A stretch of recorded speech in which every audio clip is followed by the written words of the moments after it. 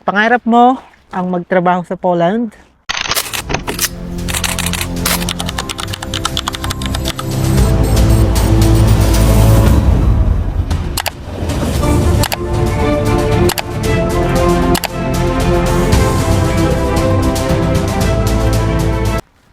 Inuulit ko, ito ay gabay nyo lamang at ito ay base sa aking experience at observasyon dito sa Poland for more than 5 years na pakikipagsapalaran para dun sa mga kababayan ko talaga na ang skills ay pagiging builders or pagiging construction worker.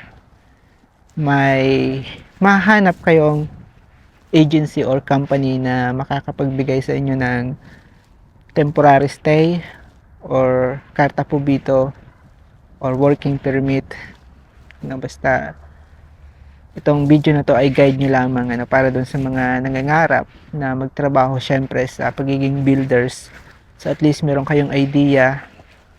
So yung scope ng builders ay napaka dami niyan, pasok dyan yung mga construction, carpenter, masonry, kung tama ba yung term ko, at marami pang iba sa term ng builders. Kaya dun sa mga may pangarap na ang trabaho ay pagiging builders or construction worker, so pwede kayo dito sa Poland, mga kababayan, sa ganyang field. At maganda ang kinikita nila sa ganyang trabaho. Napakalaking salary din yan, kada buwan. At saksi ako dyan kasi may mga kakilala tayong local people na kumikita ng malaking halaga, mas malaki pa sa kinikita ng mga nag-o-office job.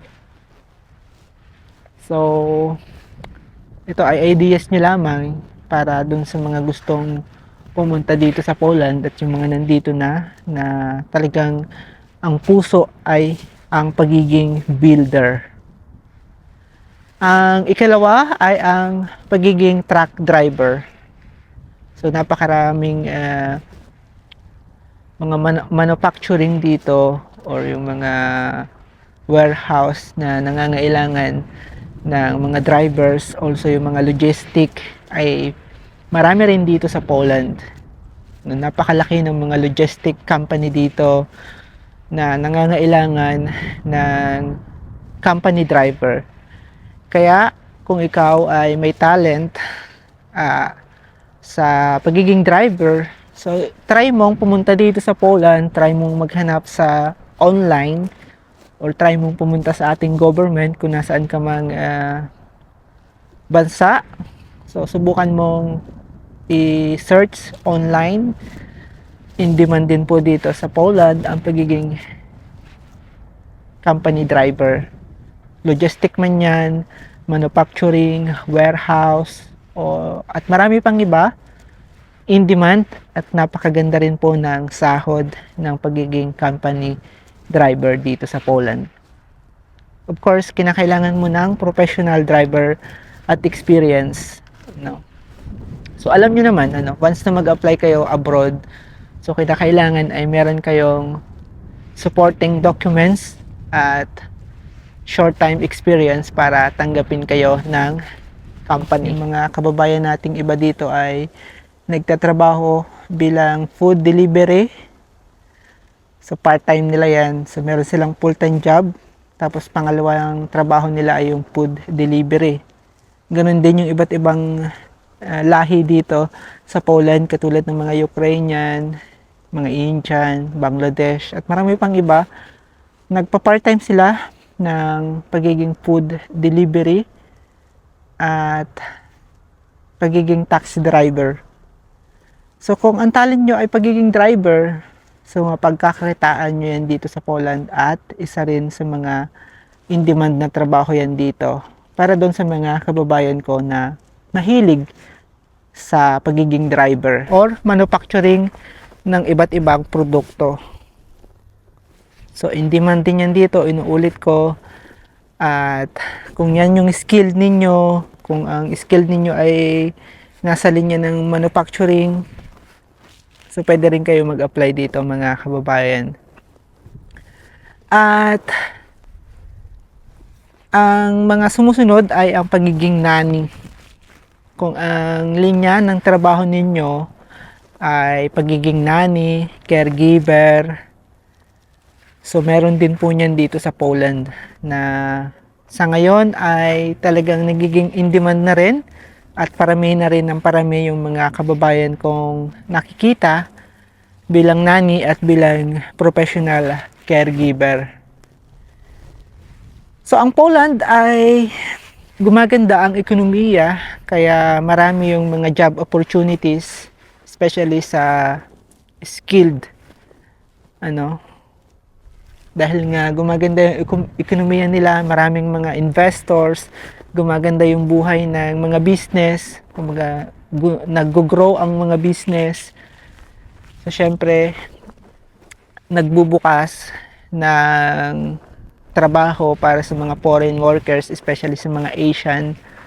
Kaya kapag may nabalitaan kayo na trabaho, so try ninyong mag-apply, try ninyong pumunta sa ating government natin, try ninyong magtanong sa mga ang trabaho ay nasa mga legal consultant or sa pagiging lawyer.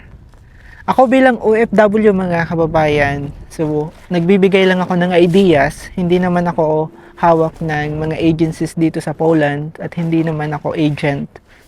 Itong video na to ay ginagawa ko lamang para magkaroon ng idea yung mga kababayan ko na nangangarap syempre magtrabaho dito sa Poland at katulad din nila ako or katulad din ninyo ako before na nag-umpisa lang din sa pangarap.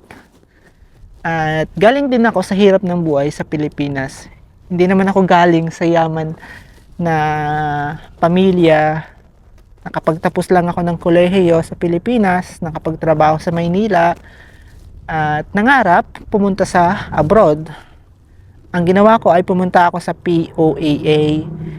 At syempre yung POAA ay nagbigay ng mga legit na agency way back 6 years ago. Sa awa ng Panginoon ay nandito ako sa Poland hanggang sa ngayon at itinataguyod ko yung aking sarili hanggang sa ngayon. Nakakatulong ako sa pamilya ko kahit na hindi ganun kalaki. Ang pinakamahalaga ay nakakapagbigay ako ng suporta. So para dun sa mga nangangarap na katulad ko dati, so magpatuloy kayo, huwag kayong nagpapaniwala sa mga negatibong kababayan natin. So marami niyan dito, marami ring mga agent, kaya mag-ingat kayo yung mga nag-aahente, nagbibigay ng mga maling informasyon, nanghihingi ng malaking presyo, na halaga para lang magkaroon sila ng komisyon at magkaroon sila ng pera. Ang mga ganitong video mga kababayan ay tanging maitutulong ko lang sa mga kababayan ko at ito ay aking libangan lamang, at least sa ganitong paraan ay magkaroon kayo ng idea ng makita ninyo yung ganda rin ng Poland at makita ninyo na safe at malinis ang kapaligiran dito sa bansang Poland. At 87% ang bansang Poland ay Catholic o Roman Catholic. Safe ang bansang Poland, gumaganda ang ekonomiya, may respeto ang mga mamamayan, pero kinakailangan nyo ring irespeto ang paniniwala at tradisyon nila dito. Kung ang pangarap nyo ay magtrabaho dito at tumagal, so kinakailangan nyong irespeto yung paniniwala nila, dahil magkakaroon kayo ng problema kapag nilabag ninyo yung kagustuhan nila, especially gumawa kayo ng against sa culture nila. So magkakaroon kayo ng record at magiging posible na hindi kayo magkaroon ng temporary stay dito. So ilan lang yan sa mga paalala ko sa inyo mga kababayan kapag pumunta kayo dito at makipagsapalaran. At ito idea nyo lamang bilang OFW dito sa Poland for more than 5 years. At independent akong OFW dito. So, syempre, nagtrabaho rin ako sa agency, inuulit ko for 2 years. Then, kinuha ako nung company ko ngayon, mga direct. At naninirahan ako na mag-isa. Naninirahan ako sa na ang kapitbahay ay mga Polish or mga ibang lahi. So, I hope ay magkaroon kayo ng idea at ipagpatuloy ninyo yung pangarap ninyo na mag-abroad dito sa Poland or sa Europe, at magkita-kita tayo dito sa Poland syempre or sa Europe kapag nagta-travel ako paminsan-minsan.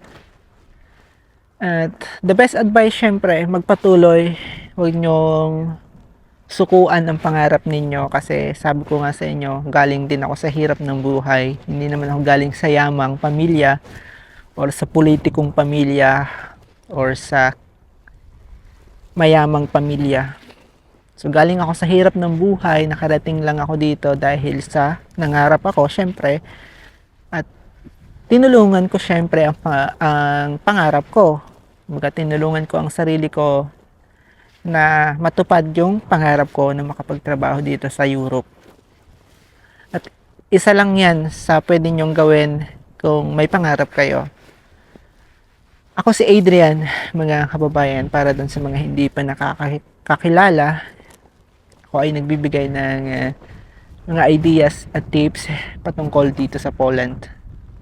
At maraming salamat sa mga sumusuporta sa ganitong video, at paki-subscribe naman itong aking YouTube channel.